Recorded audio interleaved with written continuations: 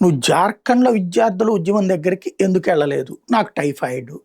నువ్వు పంజాబ్‌లో వాళ్ళ దగ్గరికి ఎందుకెళ్ళలేదు? నాకు టైఫాయిడ్.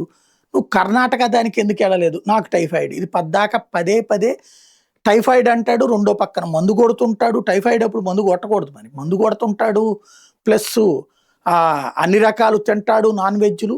కాక్రోచ్ జనతా పార్టీ అధినేత అభిజిత్ డిప్కే చేస్తున్నటువంటి ఈ వ్యవహారాలని ఓ రిపోర్టర్ డైరెక్ట్‌గా అడిగింది. మీరెప్పుడూ హెల్త్‌ని అడ్డు పెట్టుకొని చెప్తారేంటి? పంజాబ్ స్కూళ్ళ విషయంలో ఎందుకు వెళ్ళరు అంటే, నేను హెల్త్ ఎక్స్‌క్యూజెస్ ఏం చెప్పట్లేదు.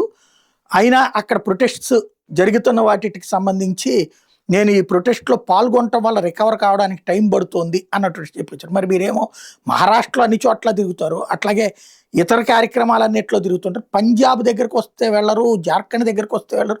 ఎక్సెప్ట్ బీజేపీ మీరు ఎవరి దగ్గరికి ఎందుకు వెళ్ళరు అంటే, మాదంతా ప్రాపర్ షెడ్యూల్‌లో జరుగుతది.